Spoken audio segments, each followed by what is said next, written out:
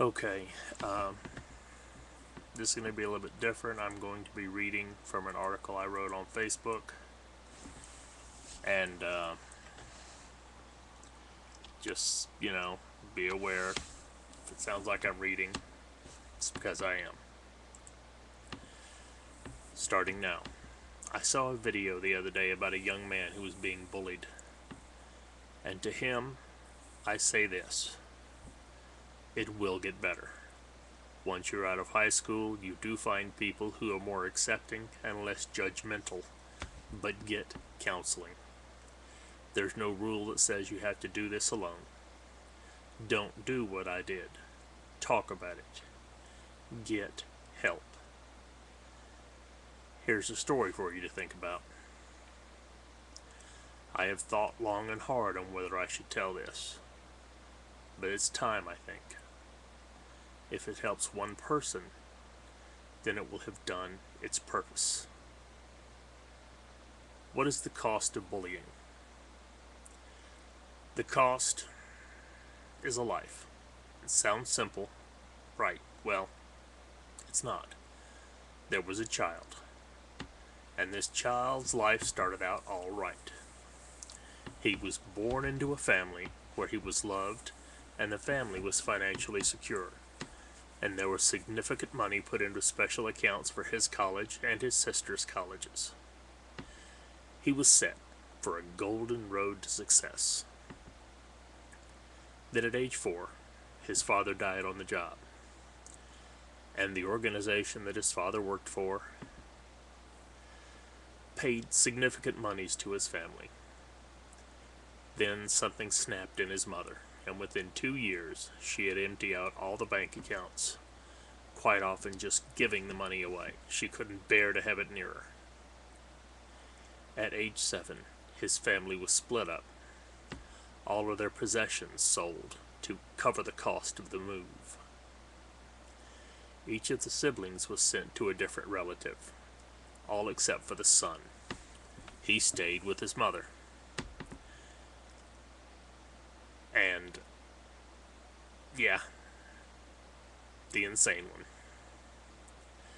Now they had to leave the state because she had been arrested several times for everything from armed robbery to simple drunkenness, and she had been institutionalized in mental wards as well. She was a complete blackout alcoholic. But hey, let her keep her son.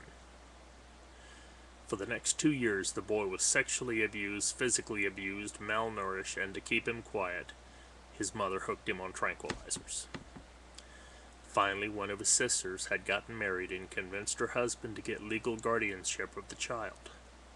So they came and rescued the boy, and he went and lived with him. So the boy was once again set, right? Well, not quite. The sister was still young and still reeling from the loss of her father and being uprooted and shuffled from family to family and being abused and mistreated herself. So she was convinced by a man whom she believed truly loved her, and she loved him.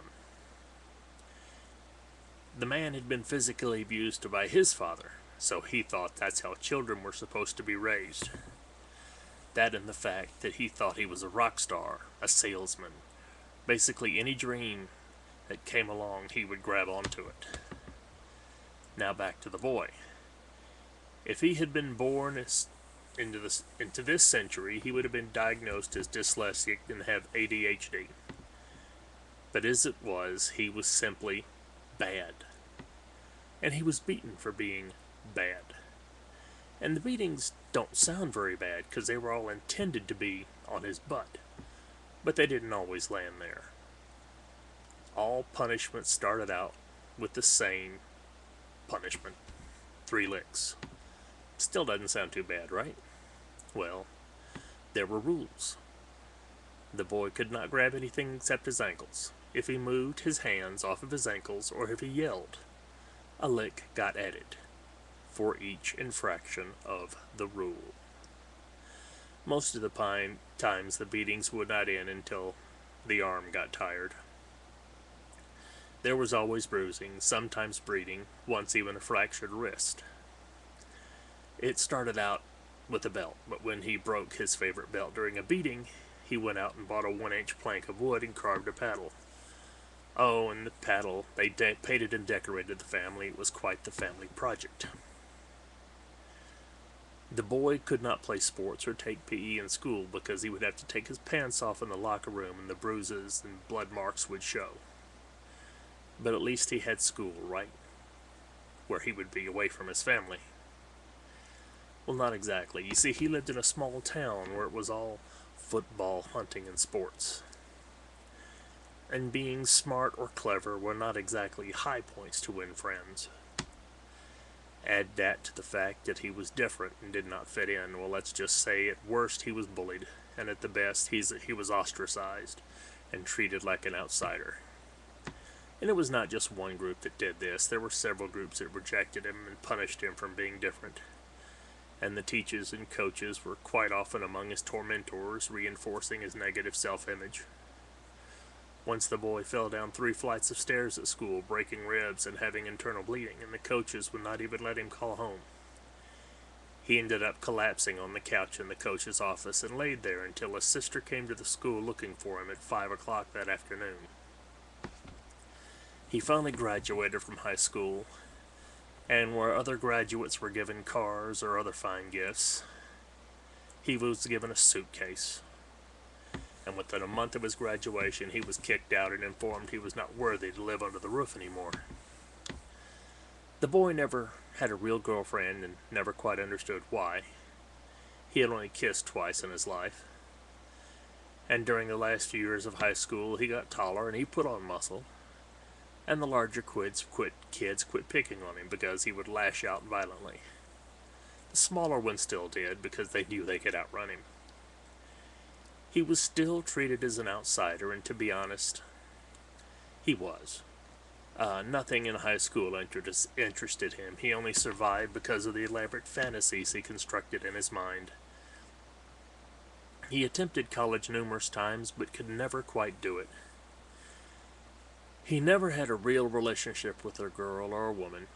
He wasn't gay, he was just alone. He associated the fact that he had gotten bigger with the fact that no one beat on him anymore. So subconsciously he decided to get bigger. And bigger. And bigger. And now at 48 he weighs 543 pounds. He still has not had a real relationship. He's only had sex twice, and that was with the same woman. He's only kissed 3 girls in his whole life, and what does he need to do now? And how exactly does he do it? His chances aren't good. In his current situation, is his current situation simply about being bullied? No. But why was he bullied? Because he was different. And why was he different? Because life sucks, and someone has to get the short stick. Bottom line is, don't abuse somebody because they're different. There, but for the grace of God, go you.